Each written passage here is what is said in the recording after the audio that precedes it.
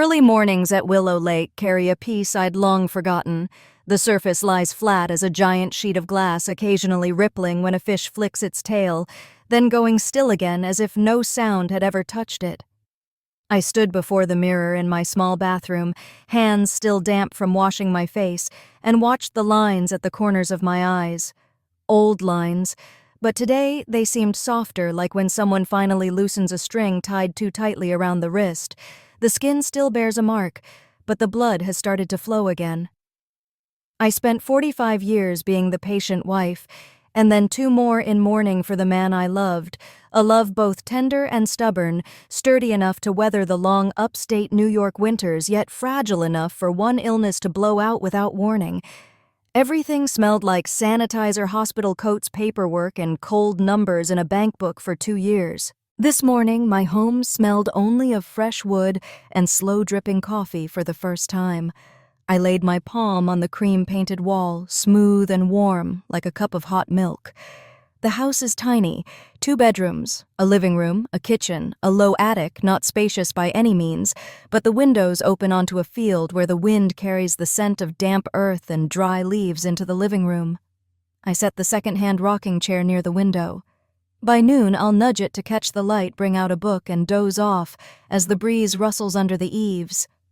At my age, I told myself dreams can be that small so long as they're mine. The fridge held only what I could afford after paying for the house the movers, and a few essentials, 3 eggs, half a gallon of milk, a handful of red tomatoes from yesterday's farmer's market, and a small wedge of cheese wrapped in brown paper. I didn't feel deprived. If anything, I felt relief that my refrigerator was no longer crammed with strange takeout boxes, beer bottles belonging to no one in particular, and little notes that read like orders. Mom, don't forget to wash this. Mom, buy more cereal for the kids tomorrow. I was stacking towels in the master closet, the place I stood in yesterday, and thought this is where I'll read in the mornings when my phone buzzed. Jenna. My daughter's name lit up alongside an old photo of the 2 of us when she still laughed with her head on my shoulder. I smiled out of habit. I thought she's calling to congratulate me. Even though Jenna objected to my selling the city condo and retreating to the outskirts, perhaps she's changed her mind this morning. I answered with the kind of cheer mothers learn to master, warm, even when the heart still feels hollow. Hi, sweetheart. Mom, get ready. Jenna said I'll be there in an hour with 20 people from Trent's side, fast and crisp, like slamming a door. Fix food for everyone and get the rooms ready. We're staying 2 weeks. I can't be sure I said anything back. Maybe I managed a breath. I steadied my palm on the closet edge, suddenly cold. 20 people, Jenna. I just moved in. Don't make a big deal out of it, Mom. She cut me off, voice tipping into that half-scolding, half-commanding tone. They're my family, so they're yours too. It's summer and everyone needs a place to vacation. Your house is perfect. Oh, and have lots of clean towels. The kids want to swim and bring snacks. They're hungry. A beep, and the line went dead.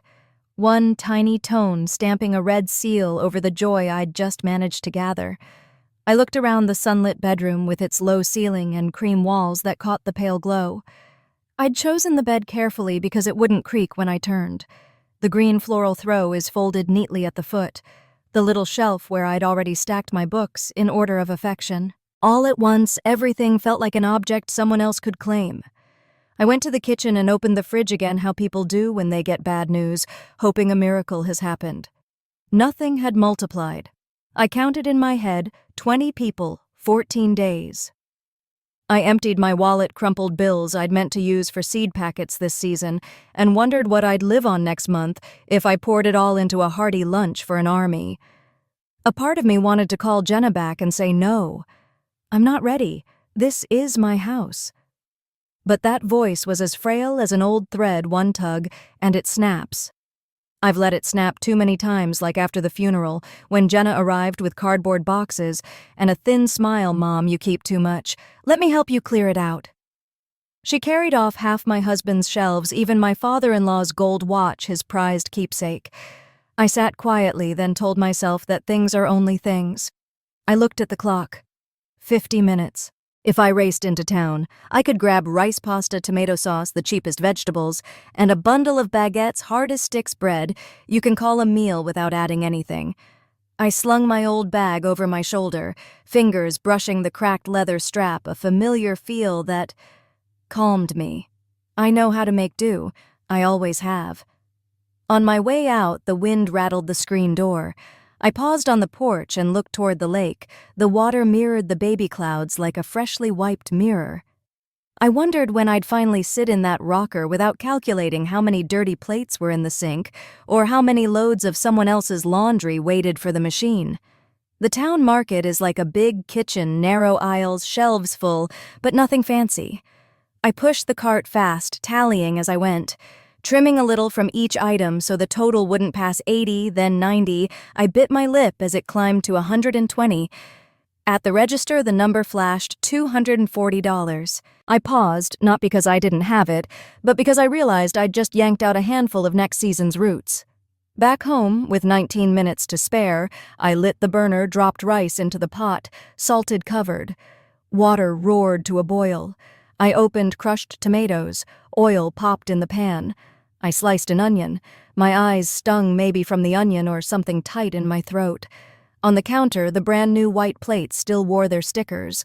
I peeled, washed, and set them on a towel. 8 plates, the number I'd bought for the occasional couple dropping by. I stared at the small stack and almost laughed without sound. 20 people. What would they eat on engines? Doors thudding, children shrieking, grown-ups calling to one another like a ferry just docked. I stepped to the doorway with the wooden spoon still sticky with tomato sauce. They were here. 3 dark SUVs lined across the yard. Doors flew open like fledglings flaring their wings. Suitcases, coolers, toys, floaties, even a folding grill. The men hefted gleaming beer cases. The kids tore across the grass over the tomato steaks I'd just set. One toppled dirt, speckling my skirt with tiny brown dots. Mom Jenna waved, cheeks flushed, as if she'd been browsing her favorite store. "Did you set the rooms? Emily's got the baby, so give them the master. We'll take the smaller room. Everyone else can use the living room floor. Oh, where are the towels? And food, are we ready? The kids are starving." I froze a beat. The phrase "the main bedroom" hit like a small stone dropped into a lake, tiny but breaking the surface into rings. That was the room where I planned to read in the mornings. "Hi, Aunt Mary." Emily, Jenna's cousin-in-law, beamed as the baby wailed, and she set the soiled diaper right on my dining table as if she were setting down a bouquet. "Do you have boiling water and formula?" "We forgot extras." Noah Trent's brother thumped my back too hard. "Perfect place. Got a coffee machine." "Not instant." "Okay." "The kids want cereal." I heard a small crack underfoot. A tomato branch snapped. The kids cheered. A boy of about 8 blurted, "What's the Wi-Fi? I just moved in." I said honestly, "Not hooked up yet." He muttered, "Lame." In my head, lists started running: rice pasta sauce, veggies, plates, spoons, towels, soap, detergent, gas, electric numbers marching out like soldiers, stripping the last crumpled bills from my wallet as they went. Somewhere inside me, an old cord, the one I tied around every decision, began to slacken. Not broken, not yet, but slack enough for a new sound deep in my bones: don't. Lunch was white rice pasta with tomato and a little sautéed greens. I laid out 8 plates, then ran out. I used bowls, big mugs, and even flipped a pot lid to serve a small child. Noah arched a brow. "That's it." "No meat." David, Jenna's husband, smirked. "It's fine first day. Tomorrow I'll do a BBQ. Everyone loves grilling. Mom, you just set the space. I'll handle the fire. Oh, grab charcoal steaks and beer." "Beer?" I asked. "Yeah. Can't have a BBQ without beer. Don't worry, I'll help with the grilling." Help with grilling, meaning I'd do everything else. I knew that script too well. I didn't argue. I stood at the sink while hot water reddened my hands and listened to them talk: beer, cigarettes, charcoal, and inviting more family nearby just for fun. The word fun felt like a coat not made in my size. I was not the familiar end-of-day tired, but the kind that comes when you realize you've been stepped over more than once. That afternoon, while they headed to the lake, I sat in the kitchen and took a pencil to the back of a grocery receipt. I started writing not a shopping list. For the first time, I wrote conditions notice head count length of stay cost sharing and no entering private rooms. My hand trembled yet held steady. Above me, the old wood creaked as the wind passed like someone nodding. By sunset, a long stripe of light fell across the table and stopped right where my hand rested, the quietest spot in the house. I set down the pencil and exhaled. Tonight, I'd still sleep on the sofa. My back would ache. In the morning, I'd drag myself up to make instant coffee for people who scorn it. But when the wind shifts, I will too. No drama, no yelling, just boundaries. If you've read this far, thank you for staying with me through my first morning at Willow Lake. What should my house be turned into a family inn? Tell me in the comments where you heard this story. Hit like if you stand with older folks learning to say no, and subscribe. Next time I'll tell you exactly what I wrote on the back of that receipt and what happened when I set it down on the coffee table. I can't remember how long I stood on the porch after hearing the first car roll into the yard. I only know that by the third door, slam road dust had settled over the lavender I'd just planted, and the warm hush of morning had vanished. I looked around 3 black SUVs' bodies spilling out like a mid-tier tour group. Kids sprinted toward the lake flip-flops shed across the wet grass. The men laughed loudly, each lugging a beer cooler, while the women signaled to one another, pointing at suitcases, grocery bags, a bassinet, as if they'd arrived at a resort already paid for in full. "Oh my God, it's gorgeous!" Emily, Jenna's cousin on her husband's side, breathed as she opened the door. "The air is so clean. Aunt Mary, you must be so happy to have a place like this to rest, right?" Before I could answer, the baby in her arms screeched. She glanced around for somewhere to set him and laid him right on the dining table. The white tablecloth I'd bought yesterday was stained in one milky swoop. Noah Trent's brother gave my shoulder a hearty slap. "Auntie, this place is perfect. Got a real coffee maker, I can't do instant." I pointed at the one orderly corner left in my kitchen. "Instant's in the glass jar. Bought it yesterday." He grimaced. "Never mind, I'll hit town for the good stuff. Anyway, the kids are hungry. Can you get breakfast going?" My heart thumped. "I've made lunch," I said softly. "Rice, pasta, and some sautéed vegetables. Not much, but enough." Before I finished, David walked in with his phone smirking. "Mom will make do today. Tomorrow I'm having a BBQ out back home. Trent's family loves a grill. You set the space, I'll do the fire. Oh, stock up on charcoal beef and beer." "Beer?" "Yeah. And you can relax, I'll help with the grilling." Help with the grilling meant I'd handle everything else. Of course. Jenna came in last, looking precisely like the hostess.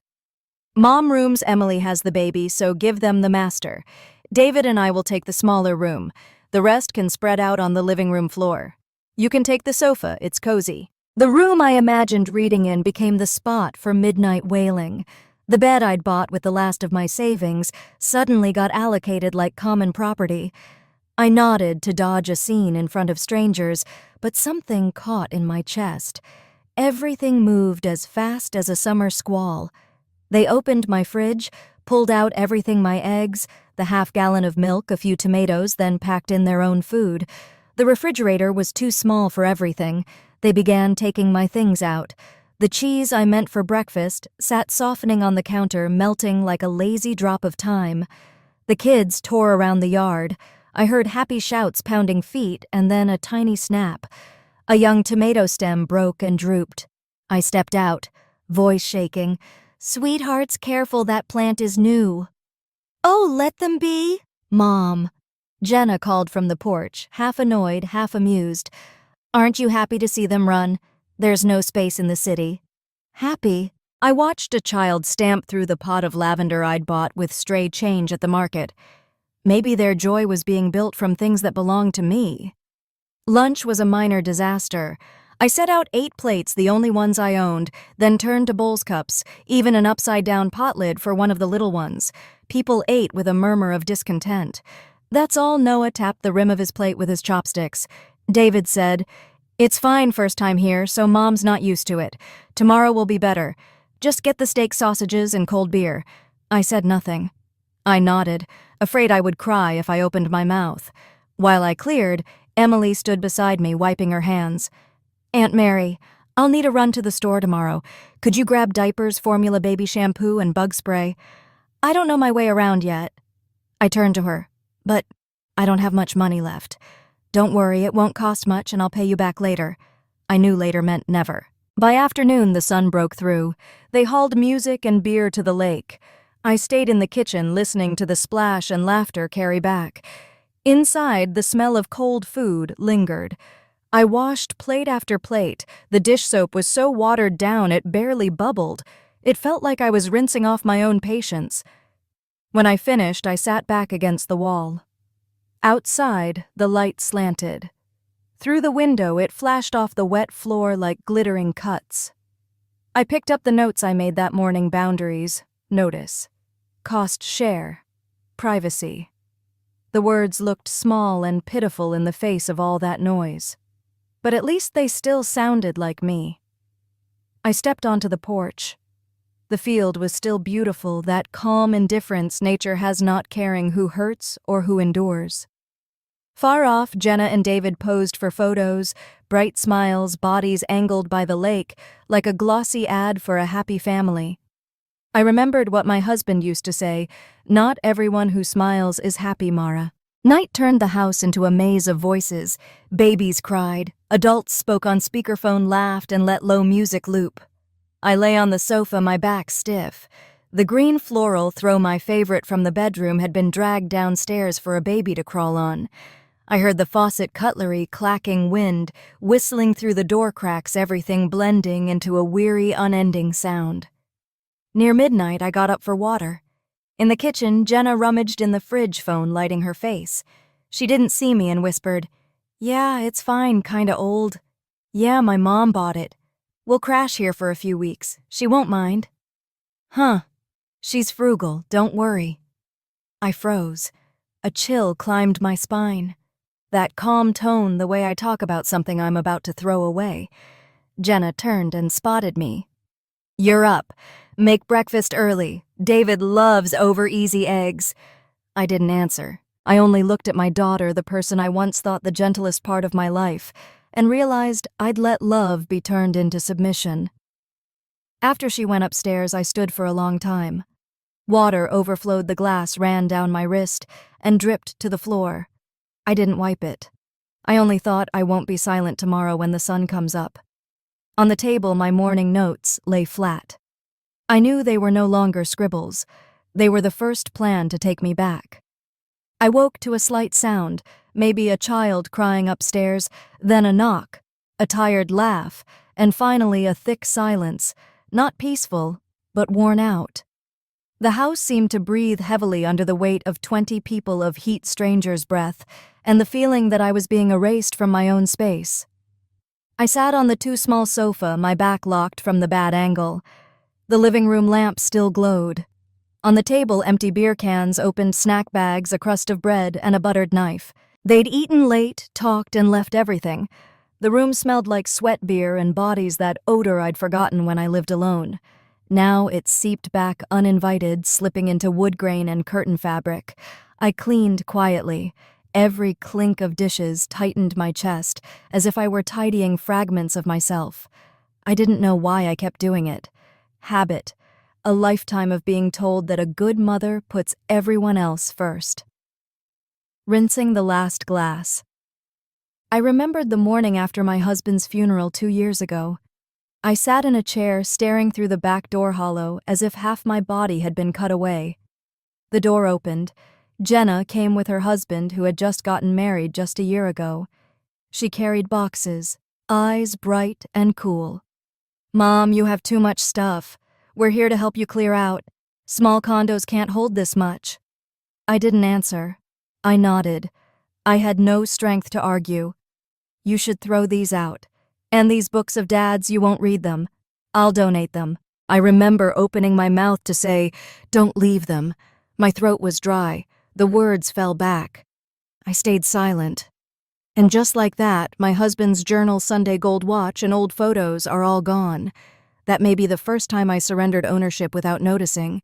After that, they used my old apartment key, washed their clothes, ate in my kitchen, and used my fridge like theirs. I said, "You should ask first." Jenna said, "Mom, I'm your daughter." Why be so formal? I fell silent again. I called it love. Now I see I taught people I didn't need to be asked. The wall clock struck 3. I tucked my knees under my chin, trying to sleep. My eyes refused to close. Images arrived in a line. Jenna is at 10, hair tangled, and asking in the kitchen, "Mom, when will we have a home?" I laughed and told her, "You'll see when you're older, home matters less than family." Now I know that sometimes having a family is how you lose your home. Morning brought a baby's cry. My head was stuffed with cotton. The kitchen was worse than last night. Someone had cooked in the middle of the night. Greasy pans, towels, tossed muddy shoes on the new rug. I made coffee. Half a jar of instant left. Before the kettle boiled, Noah walked in, t-shirt rumpled. "Coffee." "But not instant, right? I can't drink that. This is what I have." He chuckled, half teasing, half true. "You're broke, huh? We'll go to town later. We'll put it on Trent's card." I said nothing. The bitterness rose, but couldn't drown the stale food smell. Emily came in with the baby, drawn and tired. "Auntie, I need a load of laundry. Where's the machine out back by the window? Could you start it? I've got my hands full." A tiny "okay" slipped from me so faintly that I barely heard it. I poured detergent, watched someone else's clothes churn in cloudy water. The soap smell lifted on the breeze, and I wondered when serving others became my reflex. By noon, Jenna appeared, hair neatly twisted, face glowing like a vacationer. "Mom, BBQ tonight. Trent's relatives nearby want to come, maybe 10 more. You don't mind, do you?" I paused mid-wipe. 20 is already a lot, Jenna. The house is small. Mom, don't overthink. They're only coming to eat, not to stay. You don't have to do much, throw together a few simple sides. We'll handle meat and drinks. I knew what we'll handle meant my money, my labor, and ultimately my silence. I sat at the table with my crumpled list when they went to the lake. I added lines, "Stop saying yes. Set limits. You have the right to refuse." I read them repeatedly, like relearning my native tongue after forgetting it. That night, as Jenna returned, I was cooking rice. She scanned the kitchen and frowned. "You haven't tidied." "The house is a mess. 20 people in a day, how would it be tidy?" "You should get up earlier and prep, otherwise you'll never keep up." Her words slid into my ear like a small blade. I looked at my daughter, the pride of my life, and felt a frightening distance. "Jenna," I said quietly, "they shouldn't stay here that long." She stared, then laughed. "You're joking, right? I already promised Trent's family. More are coming. You need to try a little harder. What's the big deal?" "Not a big deal. Only my house, my time, my old bones. Things that seem worthless to everyone but me." When she left, I looked around the kitchen, glowing under the yellow light-stacked bowls. The faucet is dripping like a countdown. I laid my hand on the table and felt strange. If I do nothing, they'll never leave.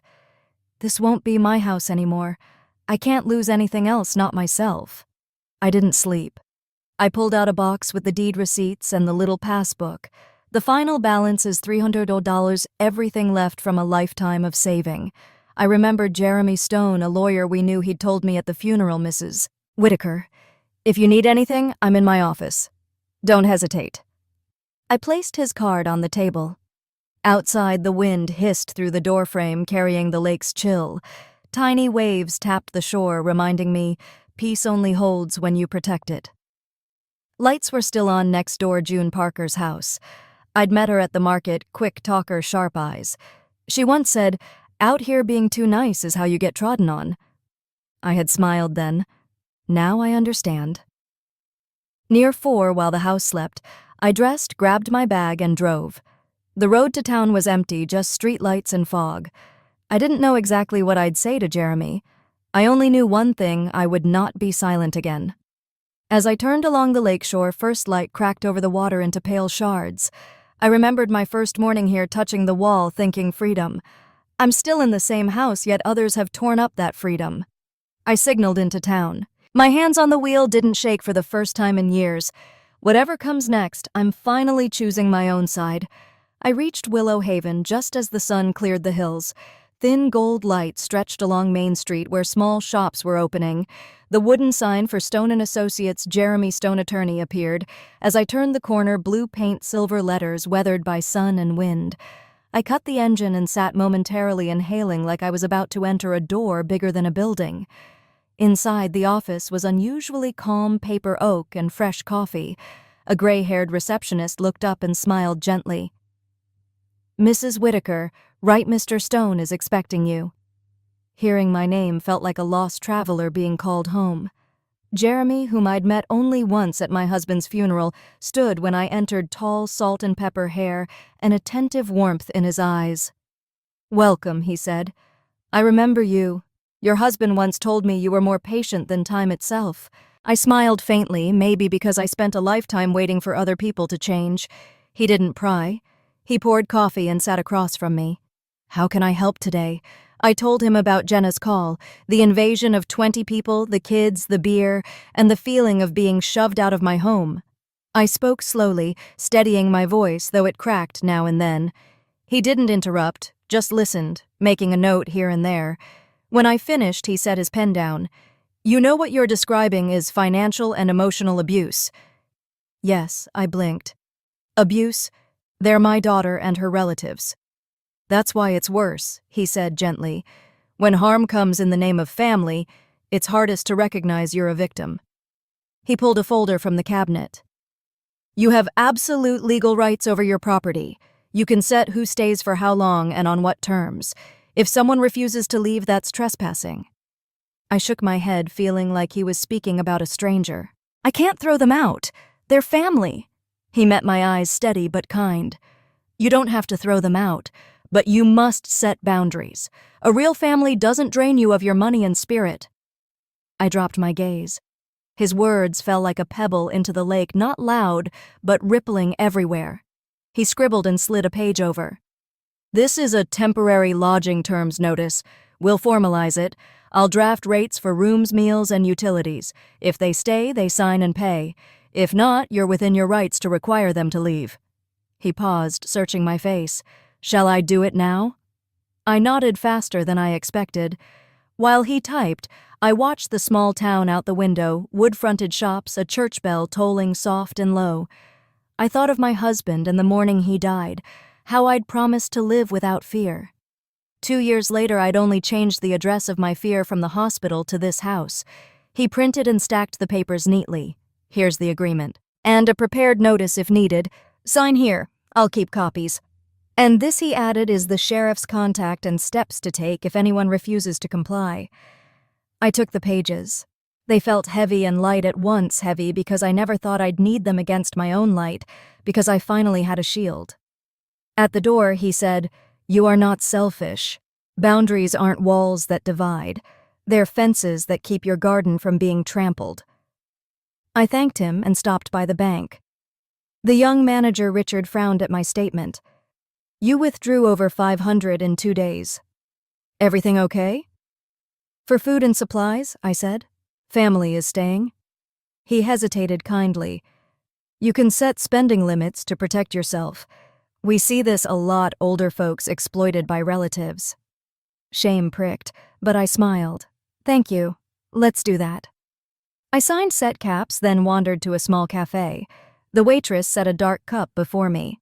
"Looks like you've got something on your mind," she said. I laughed softly. "You can tell in a town this small, faces like yours belong to people looking for peace again." The brew was strong and bitter, warming my throat. In the mirror, I saw my face tired, but with a new light, someone who'd stopped being afraid. I left with only the basics from the market: rice, onions, a little butter, and a small bundle of lavender. Its scent took me back to that first morning at Willow Lake. Maybe I still believed happiness could be as simple as listening to the wind on the water, only now I knew I had to defend it. Clouds gathered on the drive home, the first drops rinsing dust from the windshield. Even the rain, I thought, knows when someone needs a fresh start. Turning down the dirt lane, the SUVs still squatted like rooted beasts. Kids' voices and thumping music spilled from the porch. I cut the engine, slipped the papers into my bag, and felt my heartbeat steady. I stepped out. The damp earth rose to meet me. The house glowed and gaped laughter pouring out, but inside me there was a pocket of quiet wide enough to hear my own breath, wide enough to say the first line at the threshold. From now on, things will be different. The sound hit like a wall when I opened the door.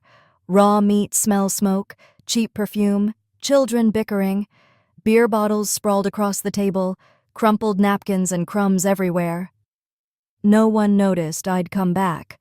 Emily, nursing in the middle of the room, called out, "Mary, did you get diapers?" "And detergent." The washer was noisy. "Could you check it?" I set my bag down, voice even. "No, I didn't. I only picked up a few essentials." Chairs scraped.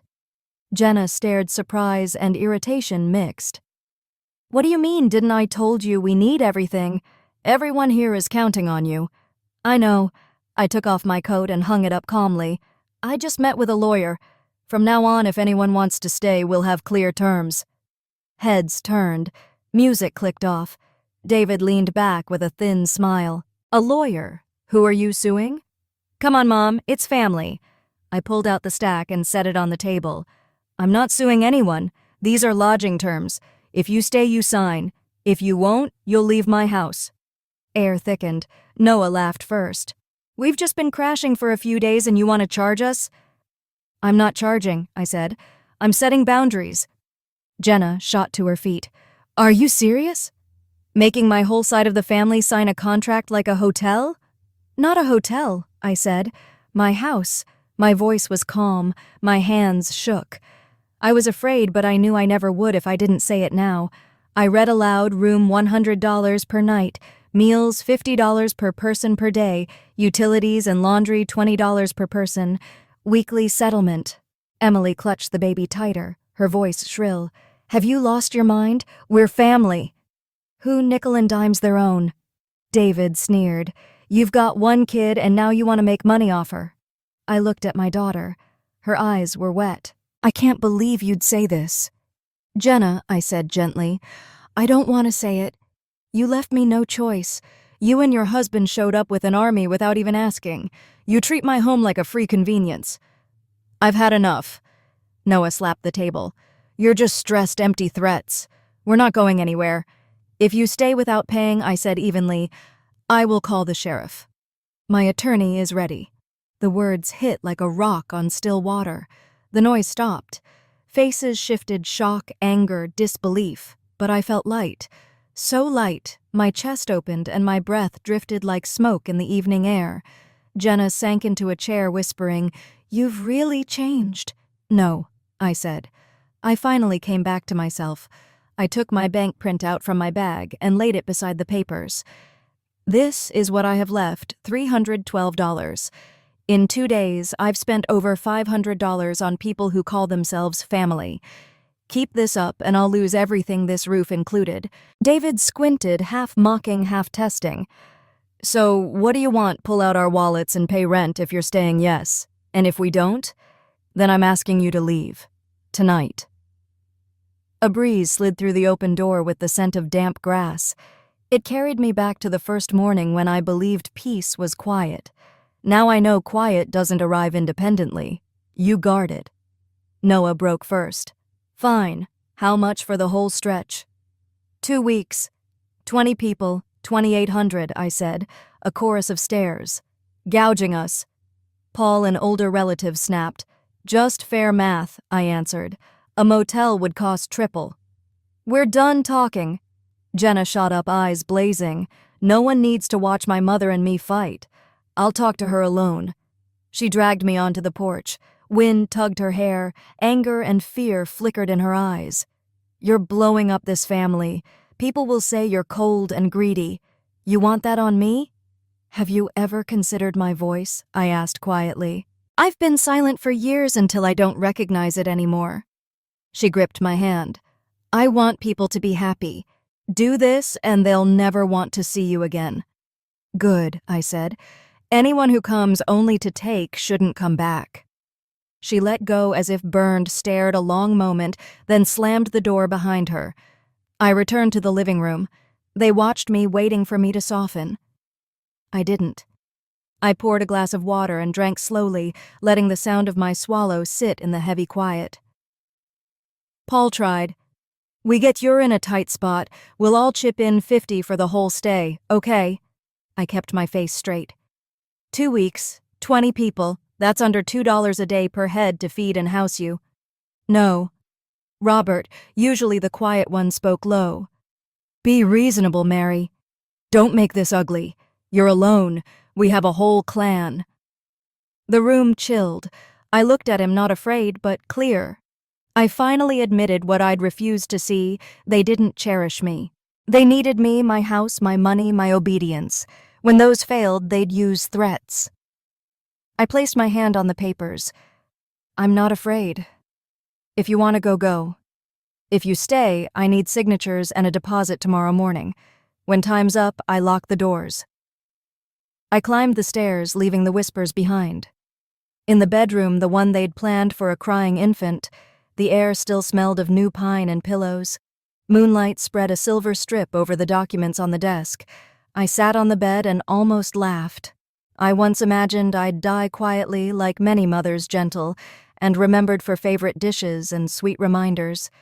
Tonight, I understood gentleness saves no one if it means letting people step on your dignity. I opened the window. Night air carried lavender from the garden. The silver lake held its still line as if to say, water reflects light only when it's no longer churned. Voices rose below, then faded. I didn't listen. My fingers rested on the contract. The clauses weren't just terms. They were the first declaration of my life. No one prices my life but me. I woke early. Willow Lake still wore veils of mist.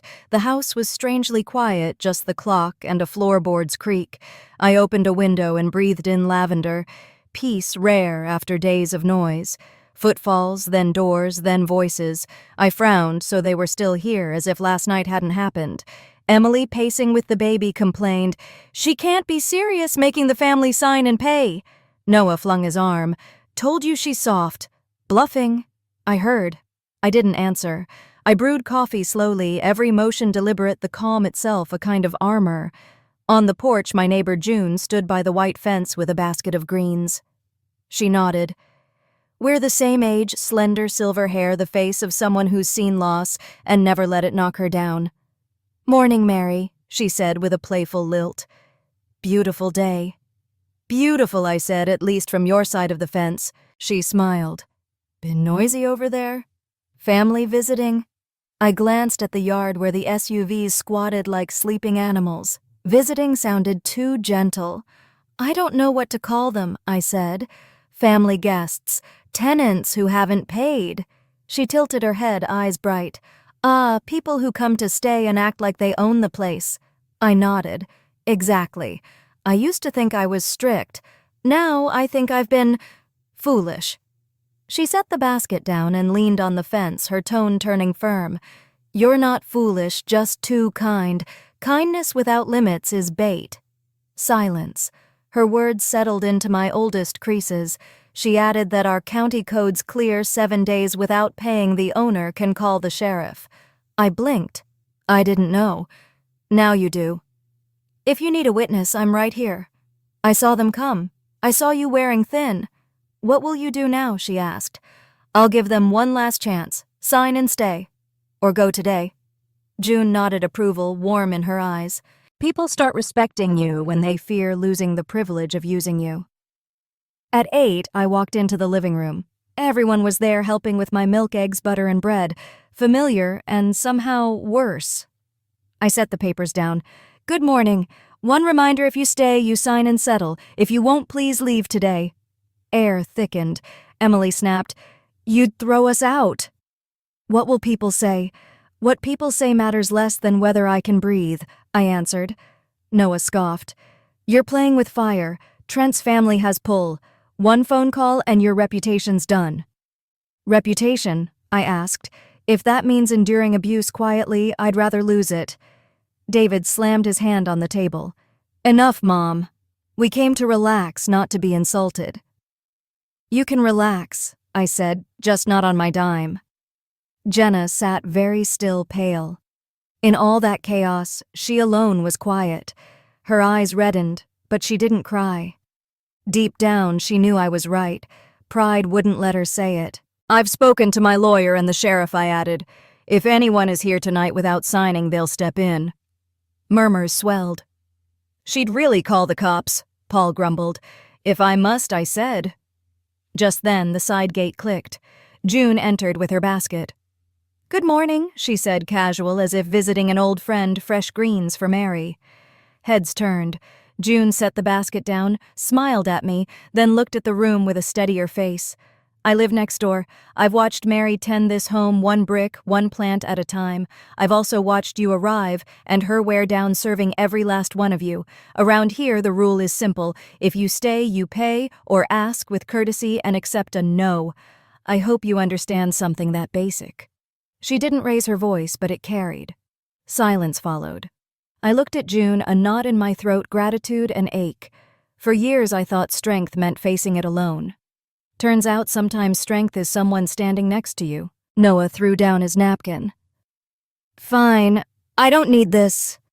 "Where's my stuff?" Emily gathered the baby. David turned to Jenna sharp. "Pack up. This isn't fun anymore." Jenna kept her head down. "I didn't stop them." I looked at the suitcases, the car doors, and the engines. Only Jenna remained. She stood in the doorway, gripping her bag. "Mom, I didn't think it would end like this. They just wanted to take advantage," I said gently. "Not to help, not to share, to use, and I let them for too long." She was quiet, then set a folded bill on the table. "This is my part. I can't cover it all, but I don't want you to think I'm like them." I unfolded it, 5/20s wrinkled and old. I didn't need the money. But my heart eased. I set a hand on her shoulder. "Thank you. I'm not doing this out of spite. I'm doing it so you'll see I'm a person with limits." She nodded, a quick tear that vanished as fast. "You should have done this sooner." When their cars pulled out, smoke plumed and thinned. The lake flashed bright under the noon sky. June stood at the fence, hands on her hips, a smile on her face. "Thank you," I said. She shrugged. "Don't thank me. I hate seeing women pushed into corners. Now soup at my place tonight, I made too much." I laughed. "I'll bring bread." Her laugh rang across the fence. I looked at my house, messy, tired, yet for the first time it truly belonged to me. Inside, a new emptiness had been cleared, not to be filled, but to breathe. And in the lavender-scented wind, I knew from now on every breath is mine. The morning light over Willow Lake was soft and gold, spilling across the porch like warm honey, the kind of quiet that felt earned, not empty. For the first time in months, the only sounds I heard were the steady rhythm of my own breath and the chirping of sparrows nesting above the roof beam. I walked through the house barefoot.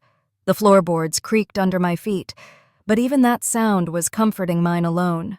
No children crying, no doors slamming, no clatter of dishes or voices arguing over breakfast. The house was at peace, and so was I. In the kitchen, I made a single cup of coffee. I didn't need to brew a whole pot anymore. I took it to the porch and sat on the rocker my husband built years ago. The breeze from the lake carried the scent of lavender from the garden. The flowers were blooming again, taller, brighter, like they had been waiting for me to finally stop apologizing for wanting peace. I spent the morning cleaning, but it didn't feel like work. With each stroke of the cloth over the counter, each curtain washed and rehung, and it felt like reclaiming a piece of myself. When I swept the floor, I thought of all the footprints that had walked through this space, the ones that took and left, and smiled at the emptiness that remained. Empty rooms can be honest. Around noon, there was a knock on the fence. It was June, my neighbor. She stood there in her wide-brimmed hat holding a pie dish. "Apple pie," she said. "I made 2. Figured one should come here." I laughed. "You're going to spoil me." "That's the idea," she winked. "You've done enough spoiling for others." We sat outside sharing pie and stories. I told her about the lawyer, about how everyone finally left. She listened quietly, then said, "You know, peace doesn't always come from winning a fight. Sometimes it comes from surviving it without losing yourself." Her words lingered as we watched the water glimmer under the sun. For the first time, I didn't feel the need to fill the silence with talk. It was enough just to be. That night, I opened the window by my bed and let the cool air drift in. I could hear the crickets again, tiny, persistent, alive, and I realized that the same could be said for me. Morning in Willow Lake was painted in gold. The dew still clung to the edges of the lavender leaves, and light filtered through my window like an old photograph, soft, familiar, forgiving. The house, finally, was mine again. No voices, no footsteps, no demands. Just the sound of the kettle whistling and the heartbeat of a quiet home. I was trimming the lavender when a truck pulled into the driveway. A man stepped out tall with kind eyes holding a folder under his arm. It was Jeremy Stone, my lawyer. "Good morning, Mrs. Whitaker," he said, smiling. "I brought copies of the finalized documents. I invited him in." The living room smelled faintly of soap and coffee. He placed the folder on the table, then looked around. "You've made this place beautiful," he said. "I've made it mine," I corrected softly. He nodded, understanding. As he reviewed the paperwork, his tone turned gentle. "I've seen many people go through what you did. Most never stand up for themselves. They think kindness means surrender. But you chose differently." I looked out the window where sunlight danced on the lake. "I didn't feel brave," I said. "I just got tired of being quiet." He smiled. "That's how bravery usually begins." Before leaving, Jeremy noticed the unfinished painting by the window. "You're an artist." "Not yet," I said, laughing. "But I'm learning." "Then you're already there," he replied. After he drove away, I walked next door to June's. We drank tea and watched the afternoon fade into a honey-colored dusk. She teased me about the lawyer, and I laughed until my sides ached. As I returned home that evening, the world felt wider than in years. I stood at the window, watching the last rays melt over the lake. My reflection looked different, steadier, softer.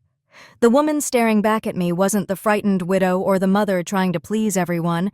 She was herself, and that was more than enough. While cleaning the closet the next morning, I found a small wooden box covered in dust wedged behind a stack of old blankets. The lid had my husband's handwriting carved faintly into it, for Mary, from Richard. My hands trembled as I opened it. Inside were a few keepsakes, his pocket watch, a yellowed photo from our wedding, and a folded letter. I hesitated before unfolding it, afraid the words inside would undo the calm I had just begun to build. "Mary, if you're reading this, I'm no longer there to say it.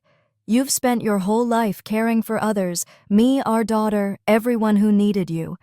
But promise me one thing, don't let anyone take from you what little peace you have left. You don't owe the world your silence. You deserve the same love and care you've always given so freely. Live, Mary. Don't just exist." By the time I reached the end, tears blurred the ink. But they weren't tears of grief, they were of release. Richard had seen what I couldn't admit even to myself, that I had turned sacrifice into a habit and habit into a cage. That afternoon, I walked to June's house and read her the letter. She listened quietly, then said, "You see, he already knew what you needed to hear. Sometimes the dead know us better than the living ever did." That night, I wrote a letter of my own to myself. "Dear Mary, if one day you feel alone, remember solitude and freedom are sisters. Don't apologize for choosing peace. Don't measure your worth by how much you give. You've earned the right to rest." I placed my letter next to Richard's inside the same wooden box. Two voices, one from the past, one from the present, finally speaking the same truth. When I closed the lid, I felt whole again. Summer came early to Willow Lake. The lavender fields turned deep violet, swaying gently under the sun. Every morning I'd go out with my basket, trimming the blooms one by one, breathing in their sweetness. Life had settled into a rhythm: coffee at dawn, a walk by the water, a chat with June in the afternoon. The house was quiet, but never lonely. Sometimes silence can feel like a loyal friend. One afternoon, as I gathered the last batch of lavender, I found an envelope in my mailbox. The handwriting was unmistakable, Jenna's. My heart hesitated. I hadn't heard from her in months. I opened it carefully. "Mom, David and I have separated. He said I've changed, not the same woman who used to say yes to everything. Maybe he's right. I miss you, Mom. If you'll let me, I'd like to come by to sit with you and have coffee. Love, Jenna. I read it twice then, 3 times. There was no anger in me, only warmth. Growth has a way of returning in quiet ways. That evening, I wrote back a straightforward line, "There's always coffee here. Just knock." 2 days later, she came. Alone. No entourage, no noise. Just my daughter, hair pulled back, eyes tired, but clear. I opened the door, and without a word, we hugged. For the first time, it felt like an embrace between equals, not apologies. We sat on the porch sipping coffee, watching the sun fall over the lake. "You've changed," she said softly. "I finally learned how not to disappear," I replied. She smiled, a small tear slipping down. "I'm learning that too." That night, after she went to bed, I opened my notebook and wrote, "Today my daughter came home not to stay, but to start again. The lavender is blooming. The air smells like forgiveness. When I stepped outside, the moonlight covered the lake in silver. The garden swayed gently, and I realized that peace wasn't something you find. It's something you build, one boundary, one act of courage at a time. And under that endless summer sky with the scent of lavender thick around me, I whispered to the night, I am finally free.